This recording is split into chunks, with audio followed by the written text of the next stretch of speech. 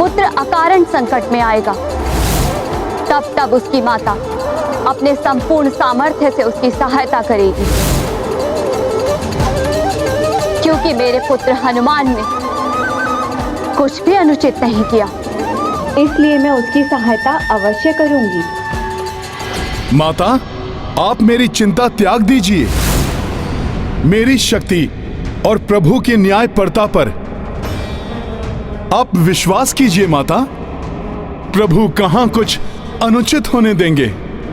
अवश्य इस युद्ध के पीछे मेरी कोई परीक्षा अथवा जगत कल्याण का कोई महान उद्देश्य निहित हो, क्योंकि इसमें एक ओर भोले बाबा हैं और दूसरी ओर प्रभु श्री राम का कार्य है।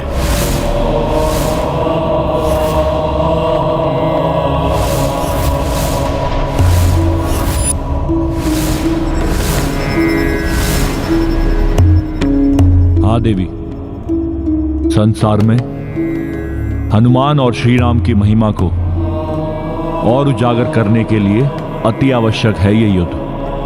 हनुमान मुझे पराजित कर आगे बढ़ेगा, तभी राम राज्य और उसके साथ सर्वत्र धर्म की स्थापना संभव होगी। इसलिए हृदय कठोर कर आपको इस युद्ध से हटना ही होगा।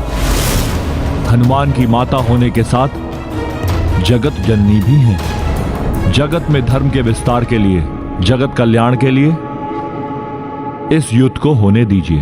प्रत्यक्ष रूप से मैं इस युद्ध में भाग लूं अथवा नहीं, किंतु परोक्ष रूप में आप दोनों की शक्ति बनकर मैं पूर्व से ही इस युद्ध में भागीदार हूं।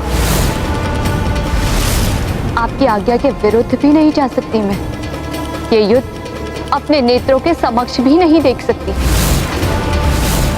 इसलिए मैं अपने नेत्र बंद रखूंगी जब तक ये युद्ध निर्णायक ना हो जाए। किंतु कोई ऐसा अनिष्ट ना हो जिसे मैं सहन ना कर पाऊं। यही उचित है देवी, इसी में जगत का कल्याण निहित है।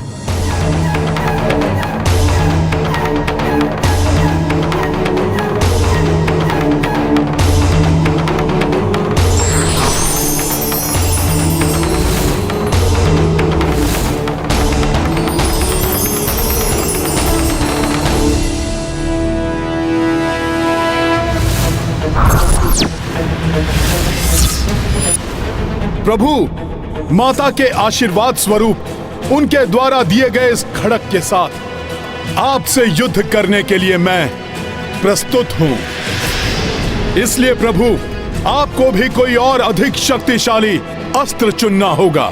मुझे ज्ञात है पुत्र, जैसा मैंने पूर्व में भी कहा था, इस युद्ध में तुम पर कोई दया नहीं करूंगा। मैं तुम पर कठोरतम से कठोरतम वार करूंगा। मैं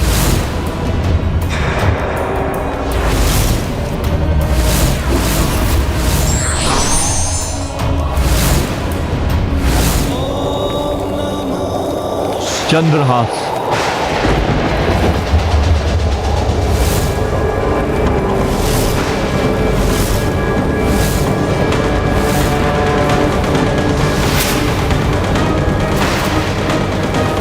प्रभु ने चंद्रहास का आह्वान किया है, इसका सामना करना तो किसी के वश में नहीं।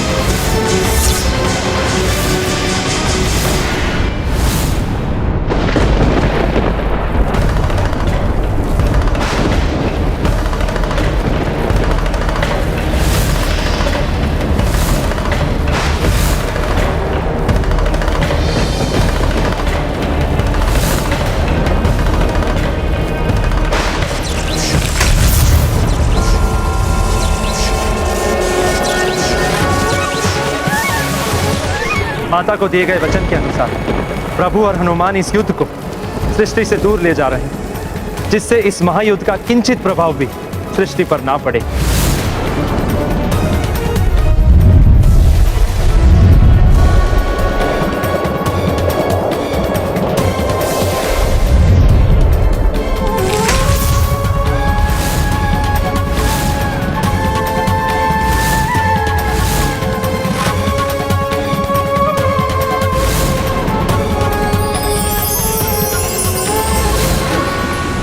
हनुमान, क्या तुम युद्ध के लिए पुनः प्रस्तुत हो? रामकाज की सफलता के लिए मुझे ये युद्ध करना ही होगा प्रभु।